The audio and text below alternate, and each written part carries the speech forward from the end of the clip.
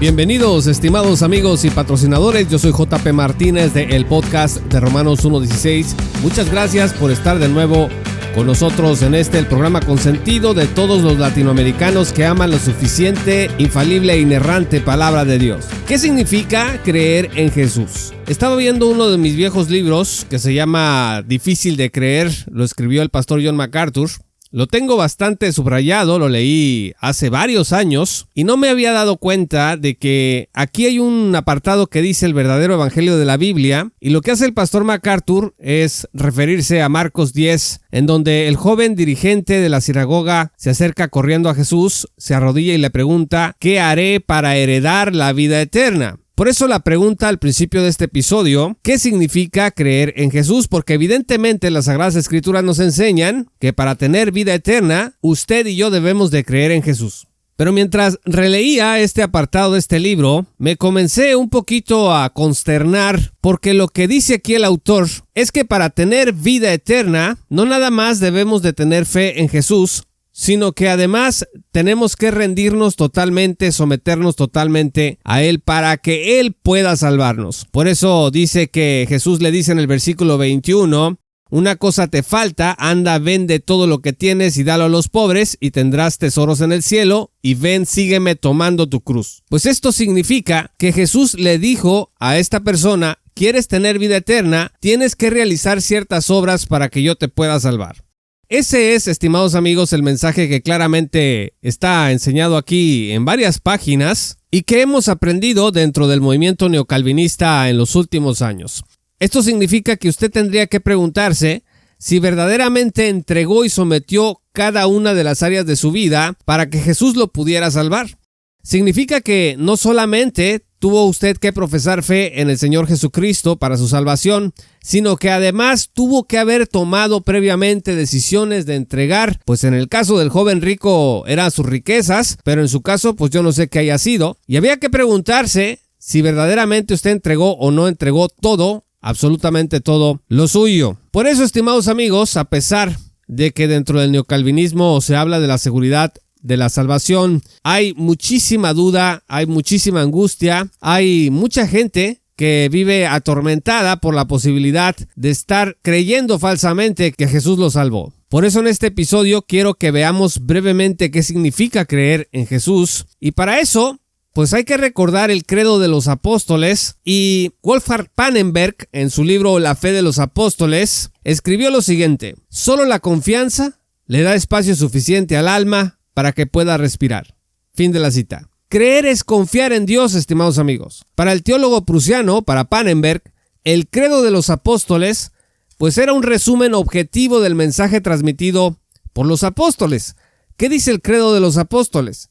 Creo en Dios Padre Todopoderoso, Creador del cielo y de la tierra, y en Jesucristo, su único Hijo, nuestro Señor, que fue concebido por obra y gracia del Espíritu Santo, nació de Santa María Virgen, padeció bajo el poder de Poncio Pilato, fue crucificado, muerto y sepultado, descendió a los infiernos, al tercer día resucitó entre los muertos, subió a los cielos y está sentado a la derecha de Dios Padre Todopoderoso. Desde allí vendrá a juzgar a vivos y a muertos. Creo en el Espíritu Santo, la Santa Iglesia Católica, la comunión de los santos, el perdón de los pecados, la resurrección de la carne y la vida perdurable. Amén. Pannenberg dice que la fe como acto vital es sinónimo de confianza. Él dice que hay dos tipos de confianza. Primero, pues la confianza que usted y yo le tenemos a los demás, que nos permite vivir en comunidad, que le da sentido a nuestra vida en todas sus relaciones. Pannenberg dice: no importa lo desconfiado que tú seas, al final el más desconfiado confía en alguien. Y segundo, que es aquella que sobrevive a la duda, que sobrevive al fracaso y que es la base de toda nuestra vida. Primero, descansa en nuestros padres. Es una fe que tenemos, vamos a decir, muy rudimentaria, en donde todo lo que nuestros padres o tutores nos dicen, nosotros lo creemos, y luego después crecemos y empieza a descansar en alguien o en algo más. Estimados amigos, esta confianza o esta fe, pues empieza a ser condicionada por la fidelidad de aquel en quien confiamos. Ya no es como cuando éramos niños y confiábamos ciegamente en nuestros papás o tutores. Ahora, ya más conscientes de lo que pasa a nuestro alrededor, tenemos que decidir si confiaremos o no en alguien dependiendo de si esa persona es digna de nuestra confianza o no. Confiar entonces significa abandonarse, dice Pannenberg, por lo que no es negocio, pues confiar en un engaño. Sería como perderse en un bosque sin salida. Usted y yo no vamos a confiar en alguien que no es digno de confianza, que demuestra que no es digno de confianza. Dice el teólogo que por eso, cuando Isaías entrega su mensaje al rey de Judá, Acaz, remata al final con estas palabras: si ustedes no lo creen, de cierto no permanecerán. Isaías 7, versículo 9.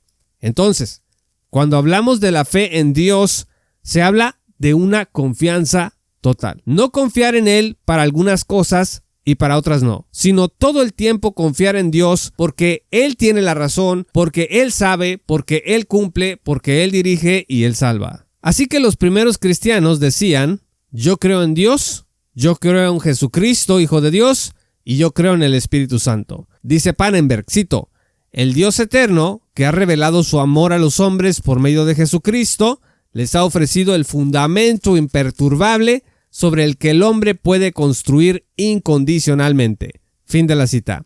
Así que esta fe, estimados amigos, tiene un origen divino, porque a diferencia de la confianza que podemos tener en lo que ven nuestros ojos, a Dios Padre, a Dios Hijo y a Dios Espíritu Santo, no podemos verlos. Por eso el apóstol Pedro decía en 1 de Pedro 1, versículos 8 al 9, a quien sin haber visto, ustedes lo aman, y a quien ahora no ven, pero creen en Él, y se regocijan grandemente con gozo inefable y lleno de gloria, obteniendo como resultado de su fe la salvación de sus almas. Hasta este punto, estimados amigos, queda claro que creer es tener una confianza incondicional, una confianza profunda y total en Dios. Hay una preocupación constante en algunos círculos cristianos, pues por las falsas profesiones de fe.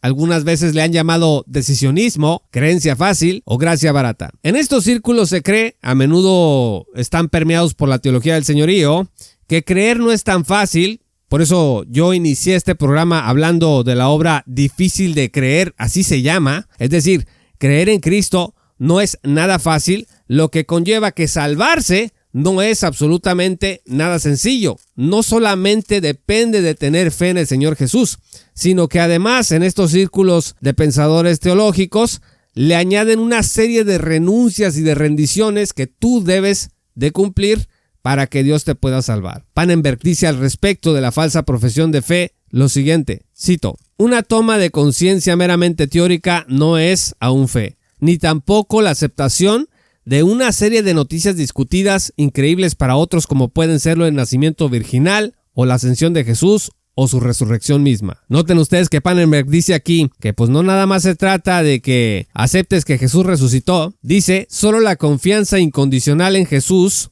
y en el Dios revelado por Él puede llamarse con pleno derecho fe, pero tal confianza encierra en sí misma un tener por verdad del cual no puede separarse y sin el cual no puede existir. Fin de la cita.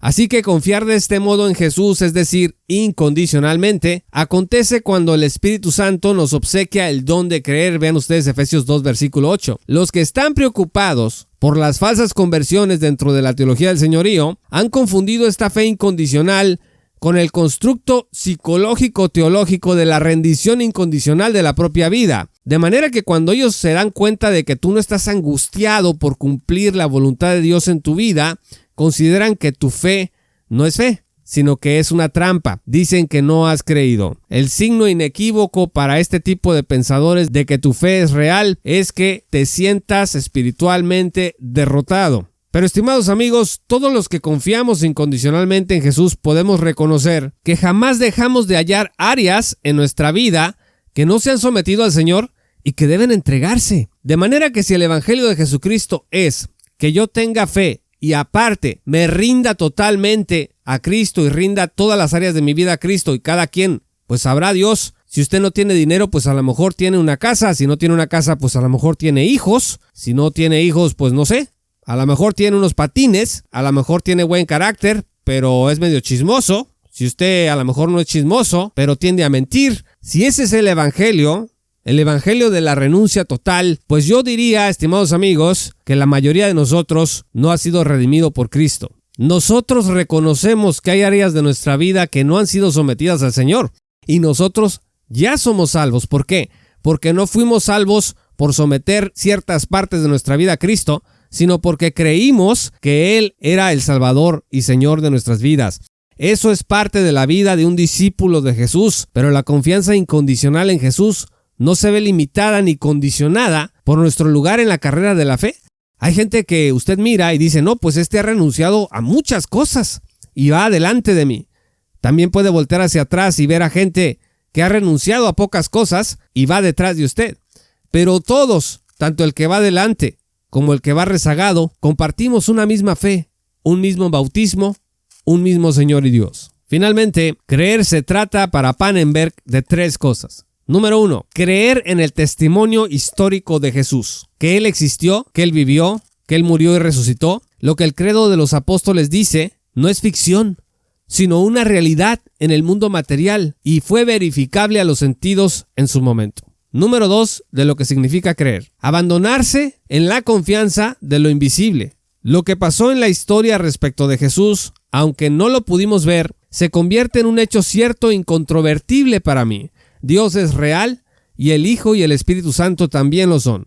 Confío plenamente en ellos. Y número 3, de lo que significa creer.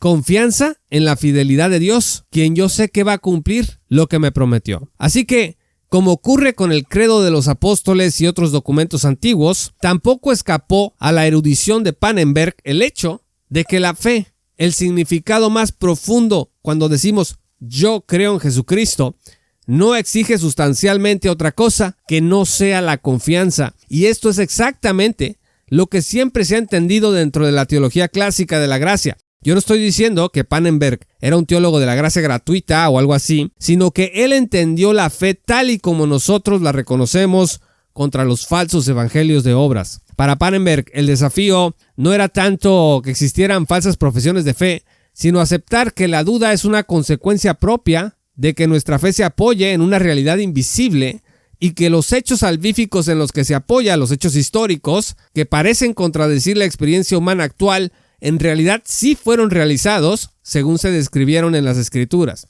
Ante esto, en primer lugar, nosotros decidimos tener confianza en Jesús. Y en segundo lugar, nos resistimos a convertir la fe cristiana en una autorredención, como le dice Pannenberg, es decir, a una fe en la fe sin adherencia a los hechos históricos de la vida, muerte, resurrección y ascensión de Jesús.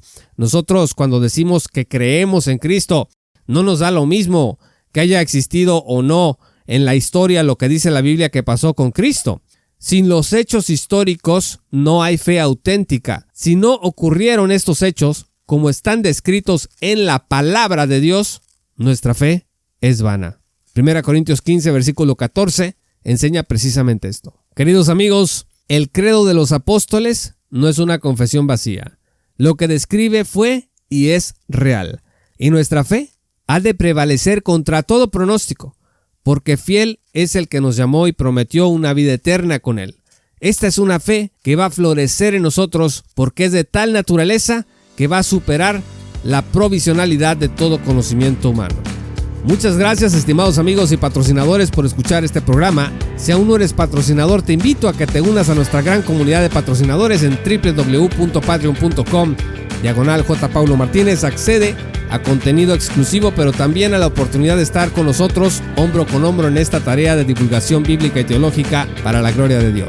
Síguenos en todas nuestras redes sociales como @JP Martínez Blog. Muchas gracias y que el Señor los bendiga hasta que volvamos a encontrarnos. Esto fue Romanos 1:16 con Juan Paulo Martínez Menchaca. Únete como patrocinador y apoya la sana divulgación bíblica y teológica en América Latina. Romanos 1:16. Todos los derechos quedan reservados.